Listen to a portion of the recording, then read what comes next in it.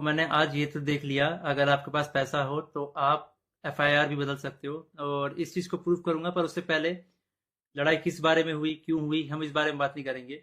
मैं सीधा पॉइंट पे बढ़ता हूँ। एलविश ने जो लोकेशन दी थी वो उसके घर की लोकेशन थी, या फिर किसी के तो घर की लोकेशन थी। और मेरा इंस्टिंक्ट बोला कि मुझे उसे अपने लोकेशन में बुलाना चाहिए, जो एक पब्लिक लोकेशन हो।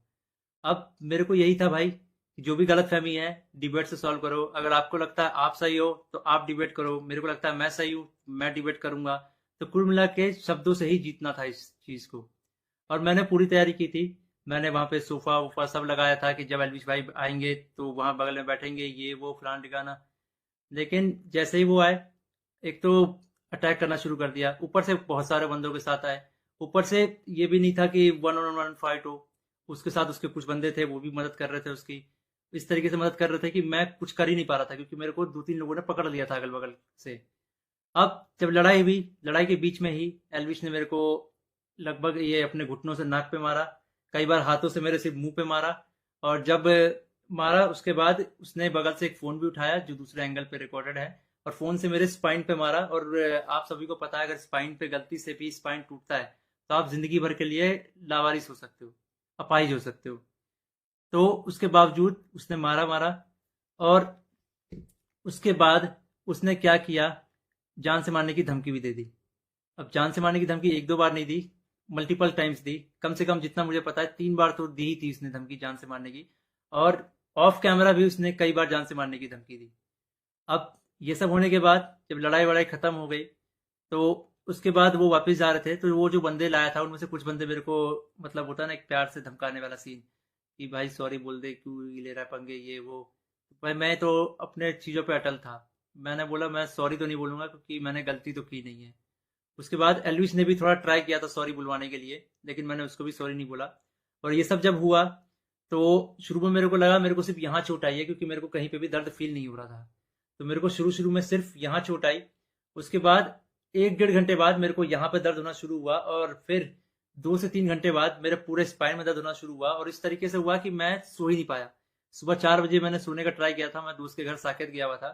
मैंने सोने का ट्राई किया, अनफॉर्चुनेटली मैं दर्द से सो ही नहीं पाया। उसके बाद अ, हम जब दर्द हो रहा था तो हम गए वहाँ पे मैक्स हॉस्पिटल साकेत के, मेडिकल निकलवाने। तो उन्होंने मना कर दिया, विदाउट एफआईआर नहीं होगा। तो मेरा यही था, मेरा दिमाग शॉक में था, एफआईआर हमने की नहीं थी। फिर हमने डिसाइड किया कि दोपहर के 12 बजे के आसपास हम एफआईआर करेंगे लॉन्च, और उसके बाद मेडिकल करवा लेंगे पुलिस की मदद से ही। तो हम गए एफआईआर करने। अब जब एफआईआर करने गए तो हमने पूरा बता दिया कि भाई ये सेक्शन लगाना है, अटेम्प्ट टू मर्डर है, साफ साफ दिख रहा है। तो वो जो एसएचओ थे उन्होंने बहुत अच्छे से बात की। उसके बाद एसएचओ अपने इंस्पेक्टर के फ़ोन में कॉल करते हैं, बोलते हैं कि पूरा इसको ना पब्लिक मत करना, गुप्त तरीके से रखना, हम लोग गुप्त तरीके से लड़ेंगे। मेरे को तभी डाउट था कि एफआईआर को दबाने की कोशिश की जाएगी। और वही हुआ। अभी मैंने एक आर्टिकल पढ़ा जिसमें एल्विस के ऊपर एक भी वो सेक्शन नहीं लगा जो मैंने एफआईआर में लिखवाई थी। अटेम्प्ट टू मर्डर का एक भी सेक्शन नहीं है उसमें। तो कुल मिला के मैं क्या समझूं, अगर आपके पास पैसा हो तो आप एफआईआर भी बदल सकते हो। मतलब हरियाणा में इस तरीके से गुंडागर्दी चल रही है कि एक बंदा आता है मारता है और उसके खिलाफ कोई एक्शन नहीं होता, उसको पुलिस पकड़ के लेके नहीं जाती। यहाँ पे इस बात को 24 घंटे हो चुके हैं और वो बंदा अभी हंस रहा होगा कि उसको कोई पकड़ के नहीं ले गया, उसको फर्क ही नहीं पड़ा होगा। मैं हरियाणा के सीएम खट्टर जी से रिक्वेस्ट करना चाहूंगा कि इस गुंडे अलविश यादव को अरेस्ट करवाओ। इसका बैकग्राउंड बहुत खराब है, जिस तरीके से ये यूथ को इंस्पायर कर रहा है, वायलेंस को प्रमोट कर रहा है, उससे साफ साफ पता लग रहा है यूथ बहुत गलत वे में मोटिवेट हो रही है इससे। और ये चीज़ बहुत ही खराब है। तो खट्टर जी, मैं इंडिया के कानून पे बहुत भरोसा करता हूँ, लेकिन अगर यहाँ पे नाइंसाफी हुई तो एक तरीके से बहुत सारे लोगों को ये तो समझ में आ जाएगा कि इंडिया का कानून सिर्फ गरीबों के लिए बना है, अमीरों के लिए नहीं बना है। तो मैं नहीं चाहता कि ये कानून भी, ये एफआईआर भी दब जाए। और साफ साफ पता लग रहा है दबाने की कोशिश की जा रही है इस एफआईआर को। अगर ये एफआईआर दबता है तो ये इंडिया के कानून की हार है। मैं आप लोगों से रिक्वेस्ट करूंगा, गुरुग्राम पुलिस को और खट्टर जी को इस ट्वीट में टैग करो, और उन पे उनको रिक्वेस्ट करो कि एलविश यादव को जितनी जल्दी हो सके, इस गुंडे को जितनी जल्दी हो सके अरेस्ट करा जाए।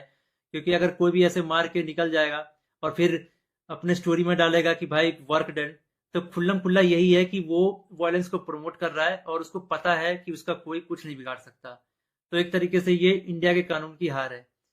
तो अभी जो मैं एफआईआर लिखवा के आया था, मुझे उसकी कॉपी भी नहीं मिली और मुझे लगता है मिलेगी भी नहीं। बोला तो वैसे सुबह मिल जाएगी, लेकिन आई डोंट थिंक सो, क्योंकि आर्टिकल में साफ साफ दिख रहा है कि एफआईआर के जो सेक्शन है वो बहुत अलग किए गए हैं। तो इंडिया के कानून का मजाक ना बने, तो आप लोगों से एक आखिरी बार रिक्वेस्ट है, सीएम खट्टर जी को गुरुग्राम पुलिस के ऊपर टैक्स अटैक किया जाए, ताकि ये मामले को वो लोग सीरियसली ले। इन द एंड, अगर इस बीच में मुझे कुछ भी होता है, मेरे पे कोई भी जानलेवा हमला होता है, इसका जिम्मेदार एलविश यादव होगा, या फिर उसके दोस्त होंगे, या फिर गुरुग्राम पुलिस होगी जिसने मेरे एफआईआर को पूरा का पूरा बदल दिया और पता नहीं क्या एफआईआर लिख दिया। और ये ये इंडियन कानून की बेइज्जती है, ये तो मैंने देख लिया। कुछ नहीं भाई, अगर तुम्हारे पास पैसा हो तो कुछ भी कर सकते हो, ये तो मैंने देख लिया भाई। भाई कैसे हो? मैं तुम्हारा नाम सीधा मैं हाथ में मिलाऊं। बैठो बैठो बैठो। अरे भाई भाई तेरी अरे भाई लड़ो मत भाई, लड़ो मत लड़ो मत लड़ो मत लड़ो मत भाई, कौन पकड़ी कौन लड़ो मत लड़ो मत तेरी लड़ो मत लड़ो मत लड़ो मत लड़ो मत लड़ो मत लड़ो मत लड़ो मत लड़ो मत